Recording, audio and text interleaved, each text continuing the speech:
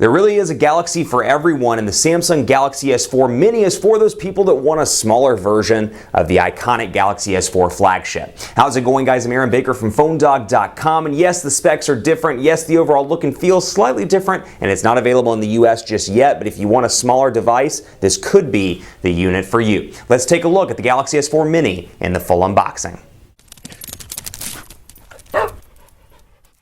There are a lot of people out there that love the Samsung Galaxy S4, the design language, the look and feel, and the availability on multiple carriers in the US. Well, there are a bunch of members of the Galaxy S4 family now, and one of those is the Galaxy S4 Mini. This is going to be a great device for those people that love the design language of the Galaxy S4 but aren't as concerned about specs. They're really more concerned about something that's not a pocket buster or something that they can fit into a purse a little bit easier. For them, the Galaxy S4 Mini is going to be a decent device. Now, we picked ours up through Negri Electronics. You can buy this now if you want to through NegriElectronics.com. It's about $540 unsubsidized, and you can see specs-wise it's a little bit different than the Galaxy S4, but for those people, maybe you're one of them that wants a smaller device, it's available now through NegriElectronics.com. So thanks to them for sending it over. Thanks to our partners at Best Buy Mobile as well. When you walk into Best Buy Mobile, you'll walk out working. They'll get your email, your web set up, and while this is not a US device just yet, if it ever does come to the States, they'll make sure you're good to go and you're walking out working at Best Buy Mobile. Now let's talk about the specs here a little bit. This thing is packing a 1.7 gigahertz dual-core Snapdragon 400 CPU. It's a 4.3-inch display here that's a Super AMOLED, a QHD display, 540 by 960 pixels here, so not quite HD, 256 ppi,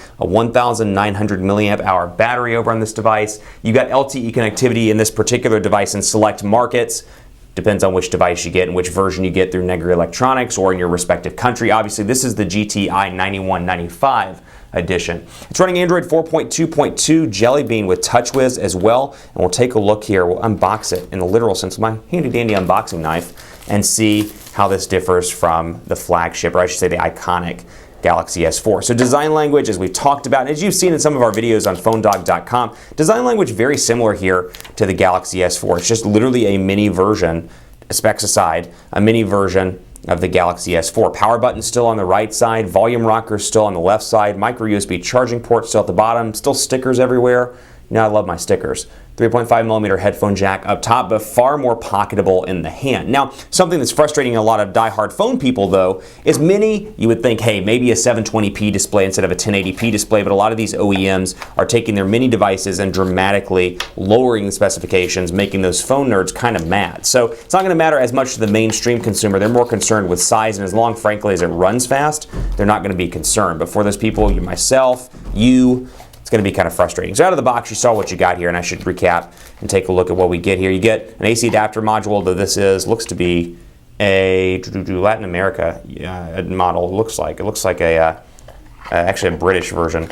And then, of course, USB cable here as well. You get earbuds out of the box. Pretty decent little pair of earbuds. It actually looks like the nicer version that comes with the Samsung Galaxy S4. So you get those goodies down in a tiny little box. And, of course, your 1,900 milliamp hour battery. The stuff you're never going to read, quick start guide, warranty card, and then about Samsung keys, more information in the box, again, that you're probably not going to read. I don't read it, but maybe you will. Who knows? And then, of course, this is the Black Mist version. Pull off the battery cover. So again, design language very similar to the Galaxy S4 here, and overall look and feel with that physical button down here on the side, or on the front, and then you got your capacitive buttons over there. Let's see if we can get this battery door off. And let's throw a SIM card in here and get it working. I'm going to reach over to my desk here and get an AT&T SIM card and load it up so we can take a look right out of the box with network connectivity. So battery in here, and let's see this sucker power on. Lock, lock, lock, lock, lock. Cute little device, by the way. I mean, really, it's portable. It feels good in the hand, and travel across the display far easier than even the Samsung Galaxy S4. But I want to compare some other Samsung devices as this is powering up for you so you can see right here. We'll compare these two. That's it compared to the Galaxy Mega. It literally fits in the entire display of the Galaxy Mega, which is pretty cool. And then you've got the Galaxy S4, just to show you the size difference between the two. I need to email OSR updates to Rebecca, apparently. You can see right there what it looks like. And then you can see in comparison to the Galaxy S3. So design-wise, very similar to all the Galaxy products, but you can see the size differences between the respective Galaxy devices that have come out over the years. So here we go. English, let's do United States. Los Estados Unidos. Next. Don't want to do that. Let's go through here. Yes, of course, I agree. I agree. Skip. Nah, let's set that up later. We'll set up the Google stuff later as well, but really a customizable little device here. TouchWiz, if you love TouchWiz, you're gonna like this device. Skip. And all the key features that you would expect, which we'll walk through here once we get powered up and into actual TouchWiz. Or as I like to call it on video, the meat of the phone meat. Applications here, let's go ahead and switch these over to view type alphabetical because my vision's pretty bad and I'd like to do that, it just makes it easier. So you can see Google Plus integration here, Gmail, all the stuff that you would expect, we'll do that later. And you can see the TouchWiz stuff as well, including Group Play, and then you've got S-Voice, Samsung Link, Samsung Hub, Samsung Apps, Samsung S-Translator, and then you've got Watch on here as well, the IR Blaster right up here at the top. So bring some of the flagship stuff over into more of the mid-range device, but again, keep in mind what you're getting here specs-wise. Now, for me, and I talked about this when we took the hands-on after the event in London, very similar here. I mean, in terms of look and feel, very performance-wise, very fast, despite having a Snapdragon 400 CPU. It's pretty zippy all around. I'm not really seeing any lag on this device. I mean, it's running through menus pretty quickly here, as you see. No lag, and it's quite different in my opinion than the Samsung Galaxy S4, which is a little bit laggy, at least both the international version, less so I should say, but both the international version and the US version, a little bit too laggy for my taste. I'm not really seeing that here just yet, but then again, there's nothing installed on this device, so keep that in mind. It's still running a pretty clean version from the factory. I haven't installed any applications, haven't put my Gmail account on here, haven't taken any pictures, so I'll let you know as we go into the review, as I start to load it up with stuff, how it performs. But overall, I mean, pretty fast here. You just see me run through stuff. Pretty zippy despite having that Snapdragon 400 CPU instead of a Snapdragon 600 CPU. But let's take a look at the settings. Obviously Android 4.2 out of the box here, and you get the same S-Beam stuff. You get the same stuff down through here. You have blocking mode and safety assistance and driving mode, all in the settings on the international version here with the ability to turn them on and off quickly. And then down here you got your motions and gestures, your smart screen. So you've got Smart Stay. I've got my typical motions and gestures, motion, palm motion, and then gyroscope calibration. Got all that stuff here in the settings.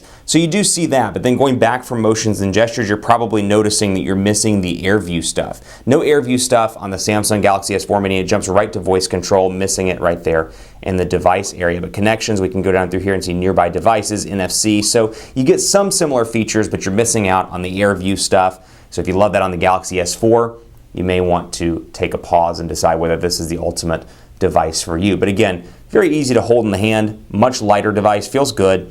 And then this obviously is the Black Mist version. Let's take a look at messaging here and see Samsung keyboard out of the box. We'll hit OK. And we'll go through here and take a look. Google voice typing and Samsung's keyboard. Now obviously you have two options here, which it looks to not be enabled. Let's see what we can do. Should have the swipe version as well. Yeah, continuous input, sliding finger across keyboard. And then on the international versions, I can actually replace my words. You can't do this on the US versions of Samsung's keyboard, but here I can say hey, and let's say I say H-E-R instead of hey, or maybe like lame, or I mean to say lame, but I say L-A-M-R. It'll auto-correct for me. You don't get that again on the US version of Samsung's keyboard, but I can say quick brown fox is happy that it is Friday. Still not my favorite keyboard, but nice in the international versions to have that auto-correct capability. But again, pretty fast, portrait to landscape mode, zippy all through and through, and then of course, I have my ability to edit my quick settings, and then I want to go in here really quickly and show you this also. We'll go, boom, widgets, show you those, just that those are there, and then I can go into settings here and go to my device.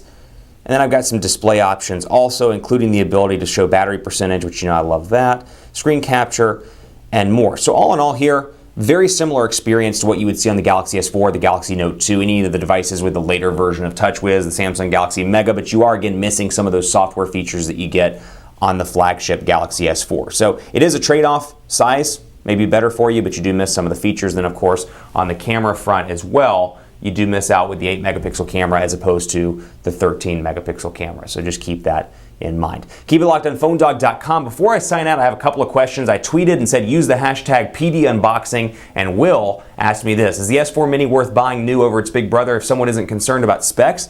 I think so. You know, it depends, again, like anything in this space, it depends on what's most important to you. If specs don't matter but size does, this could be a good option for you. It's easy to use, travels pretty good. It's small, it's light, and to me, at least so far, it seems to be quick. So I would say, you know, if your size is more important, do it. Brendan, is the phone sluggish compared to the regular S4? Actually, quite the opposite, just based on initial testing here. It seems to be a little bit faster than the S4, which doesn't make a whole lot of sense, but I think the fact that Samsung pared back some of the software stuff, including some of the AirView stuff, may play a role in that, but also keep in mind here, there's nothing installed on this device. So it's just a fresh out-of-the-box device, and you can see available space is 5.07 gigabytes out of that 8 gigabytes. So 5 gigabytes, a little bit more, a little bit less, available out of the box. Out of the total 8 gigabytes of storage, but you do get a micro SD card. Patrick wants to know what US carriers will it be available on. No announcements on that just yet. Maybe we'll see that in the coming months. Keep it locked on PhoneDog.com. I'm on Twitter at PhoneDog_Aaron. Hit me up with your questions about Samsung's tiny Galaxy S4. I'll see you next time.